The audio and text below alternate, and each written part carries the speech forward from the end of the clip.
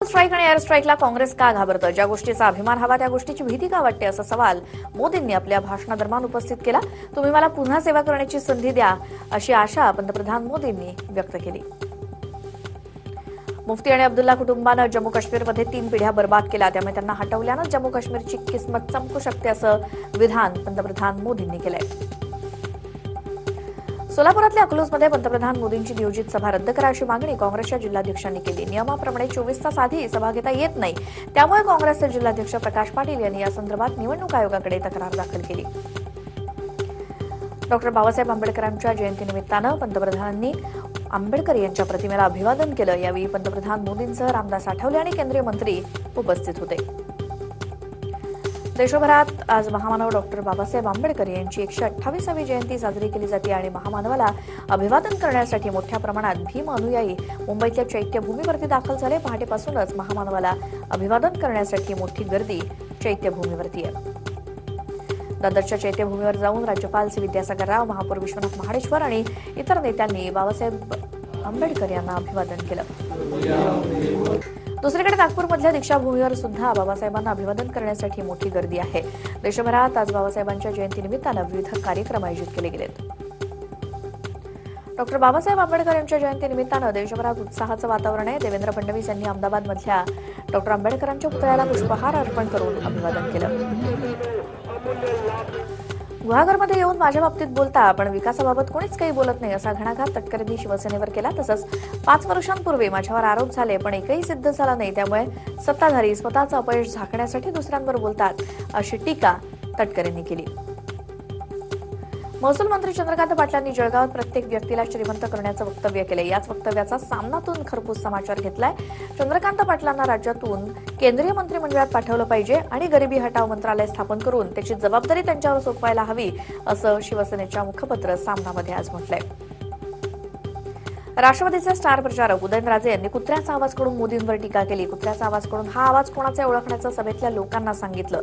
त्यानंतर लोकांनी हा आवाज चौकीदाराचा असल्याचं सांगितल्यानंतर एकच हशा पिकला. चौकीदाराच्या पगारामध्ये घर चालवून दाखवा, असं आव्हान छगन भुजबळ यांनी मोदींना दिलंय. तर इंदिरा गांधी इंजिनियर व्हा असं म्हणत होत्या, अशी आठवणी भुजबळांनी मोदींना जळगावमधल्या सभेत करून दिली. पवार साहेबांना देशाच्या राजकारणात महत्वाची भूमिका बजावायची आहे, म्हणून घोड्यांना पाण्यात ज्याप्रमाणे धनाजी संताजी दिसत होते त्याप्रमाणे पंतप्रधान मोदींना पाण्यात शरद पवार दिसत असल्याचा प्रतिहल्ला पवारांनी मोदींवर केला. शरद पवारांचे दिवस आता गेले, त्यांना कुणी मानत नसल्याची टीका उद्धव ठाकरेंनी हिंगोलीतल्या सभेत केली.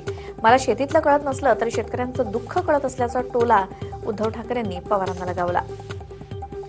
हिंगोलीतल्या सभेत उद्धव ठाकरेंची जीभ घसरली. त्यांनी राहुल गांधी, शरद पवार, अशोक चव्हाण, ओवैसी, चंद्राबाबू नायडू यांचा नालायक असा उल्लेख केला आणि राहुल गांधी यांच्या बाबतीतही त्यांनी आक्षेपार्ह भाषेचा वापर केला.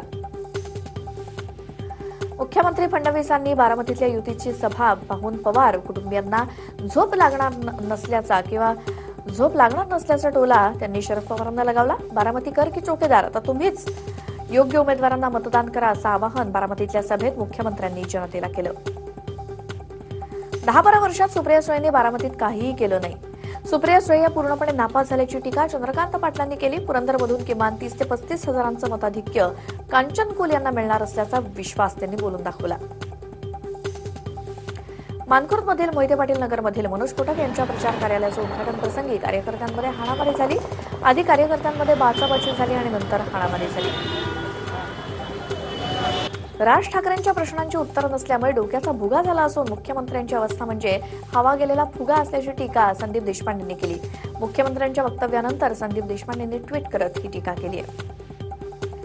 आमच्याकडे शिक्षण खातं नसल्यानं मुंबईत राबवलेली टॅबची योजना उर्वरित राज्यात राबवता आली नसल्याची खंत युवासेना प्रमुख आदित्य ठाकरेंनी कोल्हापुरातल्या सभेत व्यक्त केली.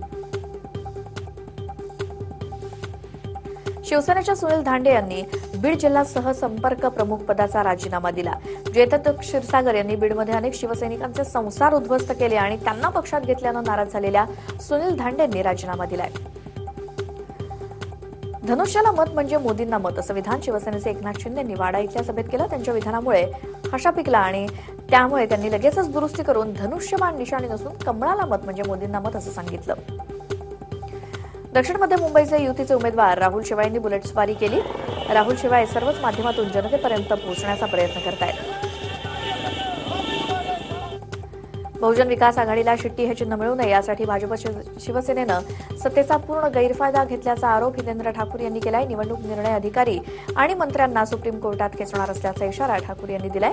ठाकूर यांचे आरोप चुकीचे असल्याचं एकनाथ शिंदे यांनी म्हटलंय.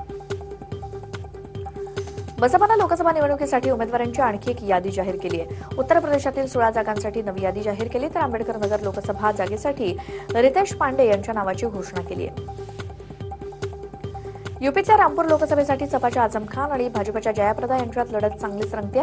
आझम खान यांनी जयाप्रदा यांच्यावर तिखट शब्दात टीका केली. त्याला जयाप्रदा यांनी उत्तर दिलं, मी घाबरत नसून आझम खान घाबरलेत, त्यामुळे ते कशी टीका करतायत असं जयाप्रदा म्हणाल्या. इलेक्शन ड्युटीमुळे एसआरपीएफ जवानांचे हाल बेहाल झाले. 3-3 दिवस ड्युटी लावून ना धड जेवण ना झोप मिळत असल्याचा व्हॉट्सअप मेसेज सगळीकडे व्हायरल झाला. वाशिममधल्या सिद्धेश्वर पेट्रोल पंपावर जवान अक्षरशः झोपले होते आणि TV9नं ही बातमी दाखवल्यानंतर त्याची दखल अर्थमंत्री सुधीर मुनगंटीवार यांनी घेतली आहे. निवडणुकीत नागरिकांच्या सुरक्षेसाठी आलेल्या जवानांचे हाल झालेत. राज्य राखीव दलाच्या जवानांनी वरिष्ठांना पत्र लिहून जवानांचे हाल होत असल्याचं सांगितलं. वाशिम जिल्ह्यातल्या कारंजा लाड इथे सिद्धेश्वर पेट्रोल पंपावरचं हे दृश्य. काँग्रेसनं पत्रकार परिषद घेत राफेलवरून पुन्हा एकदा मोदींवर हल्लाबोल केला. मोदींच्या कृपेनं फ्रान्स सरकारनं अनिल अंबानींचे कोट्यवधींचे कर माफ केल्याचा आरोप काँग्रेस प्रवक्ता रणदीप सुरजेवाला यांनी केला. फ्रान्सचे राजदूत अलेक्झांड्रे झुल्गेर यांनी राफेल विमान खरेदीतील ऑफसेट कराराबाबत ट्विटरवरून खुलासा केला. रिलायन्स टेलिकॉम कंपनी आणि फ्रान्सच्या कर प्राधिकरण यांच्यात झालेला आंतरराष्ट्रीय करार कायदेशीर बाबी पडताळून करण्यात आल्याचा खुलासा त्यांनी केला. लातूर प्रचार सभेत पंतप्रधान मोदींनी बालाकोट हल्ल्याचा उल्लेख करून मतदानाचं आवाहन केल्यानंतर आता निवडणूक आयोगानं या प्रकरणाची गंभीर दखल घेतली. केंद्रीय निवडणूक आयोगानं महाराष्ट्राच्या मुख्य निर्वाचन अधिकाऱ्यांकडे संपूर्ण प्रकरणाचा अहवाल मागवलाय. जम्मू काश्मीरमध्ये हाय अलर्ट जारी करण्यात आलाय. नॅशनल हायवेवरती होऊ घातलेल्या किंवा नॅशनल हायवेवरती दहशतवादी हल्ला होऊ शकतो अशी माहिती सूत्रांकडून मिळते, त्यामुळे इंटरनेट सेवा सुद्धा बंद आहे. मुंबई पोलिसांच्या गुन्हे शाखेनं संतोष नायर या आरोपीला तब्बल 15 वर्षांनंतर पुण्यातून अटक केली आहे. संतोष नायर या अट्टल गुन्हेगारावर जवळपास 100 पेक्षा जास्त गुन्हे दाखल आहेत. बारामतीच्या सुपे परिसरात भाजपच्या सभेत मुख्यमंत्री आणि इतर नेत्यांचे फ्लेक्स वाऱ्यामुळे कोसळले. यावेळी इतर फ्लेक्स कार्यकर्त्यांनी काढून टाकले. वर्ध्यामध्ये रात्री 1:30च्या सुमारास वादळी वाऱ्यासह जोरदार पाऊस झाला. यावेळी काही ठिकाणचा वीज पुरवठा खंडित झाला होता. या अवकाळी पावसामुळे पिकांचं नुकसान झालं असून शेतकऱ्यांवर आसमानी संकट आलंय. देशाच्या काही भागात पुढील 5 दिवस पाऊस आणि गारपीट होणार असल्याचा इशारा हवामान खात्यानं दिला. दिल्ली आणि आसपासच्या परिसरात 16 आणि 17 एप्रिलला वादळी वाऱ्यासह पाऊस पडण्याची शक्यता हवामान खात्यानं वर्तवली आहे. सुट्टीच्या दिवशी अखेर मुंबईकरांना दिलासा निर्णय रेल्वे प्रशासनानं घेतला. मध्य आणि पश्चिम रेल्वे मार्गावरील आजचे एकूण 5 ब्लॉक्स रेल्वेनं रद्द केलेत. मध्य रेल्वेनं मध्य आणि हार्बर मार्गावर मेगा ब्लॉकसह विशेष ब्लॉकही जारी केला होता. रेल्वेनं प्रवास करणाऱ्यांसाठी एक आनंदाची बातमी आहे. रेल्वेनं प्रवास करण्यासाठी Indian railway catering and tourism corporation IRCTC कडून अवघ्या 49 पैशात प्रवाशांना 10 लाखांचा विमा दिला जातोय. IRCTCच्या वेबसाईटवरून रेल्वेचं तिकीट खरेदी केल्यास प्रवाशांना या विम्याचा लाभ मिळू शकतो. सॅमसंग कंपनीनं युरोपमध्ये गॅलेक्सी A सिरीजचा एक आणि बजेट फोन लॉन्च केलाय. युरोपमध्ये कंपनीनं गॅलेक्सी A20चा बजेट प्रकारातील गॅलेक्सी A20e सादर केलाय. सॅमसंगने या स्मार्टफोनची किंमत €179 ठेवली आहे. मारुती कंपनीनं ग्राहकांसाठी सियाजचं नवं मॉडेल मार्केटमध्ये उतरवलंय. 2018 मध्ये 50,000हून अधिकची विक्री झालेल्या या कारमध्ये मारुतीनं 1.5 लिटरचे इंजिन बसवलंय. नवं डिझेल इंजिन 4000 RPM सोबतच 95 HP पॉवर आणि 1500 ते 2500 RPM वरती 225 Nm टॉर्क देणार आहे. आपल्या ग्राहकांना खुश करण्यासाठी जिओनं ₹100हून अधिक किमतीचे प्लॅन आणलेत. यात ₹100पेक्षा कमी किमतीच्या प्लॅनमध्ये अनलिमिटेड कॉलिंग, इंटरनेट आणि मेसेजेसची सुविधा देण्यात आली आहे. पुणे तालुक्यात अव्वल स्थानावर असलेला चेन्नई सुपर किंग्स रविवारी इडन गार्डनवर दुपारी 4 वाजता कोलकाता नाईट रायडर्सवर वर्चस्वपूर्ण विजय मिळवण्यासाठी खेळेल. यजमान संघाचा हुकमी एक्का आंध्र रसेल याचं खेळणं शंकास्पद मानलं जात असल्यानं कोलकातावर अधिक दडपण असेल. क्रीडा क्षेत्रात पुरुषांच्या बरोबरीनं महिलांना आणण्यासाठी आपल्या देशात व्यापक प्रमाणात प्रयत्न करण्याची गरज आहे असं मत भारताच्या अव्वल टेनिसपटू सानिया मिर्झानं व्यक्त केलं. घरच्यांच्या नकळत मी बॉक्सिंगचा सराव करायचे. पुढे पुढे मी या खेळात पूर्णपणे रुळले. ॲक्शन चित्रपट पाहून मी बॉक्सिंग कोर्टवरती उतरले, असं 6 वेळची विश्व चॅम्पियन आणि ऑलिम्पिक पदक विजेती MC मेरी कोम हिने एका मुलाखतीत सांगितलं. बॉलिवूड बादशाह किंग खान शाहरुखच्या चित्रपटांसाठी सॅटेलाइट राईट्स खरेदी करण्यासाठी स्पर्धा सुरू असते. शाहरुखनं त्याच्या 22 चित्रपटांच्या सॅटेलाइट राईट्सची कोट्यवधी रुपयांची डील केल्याचं समोर आलंय.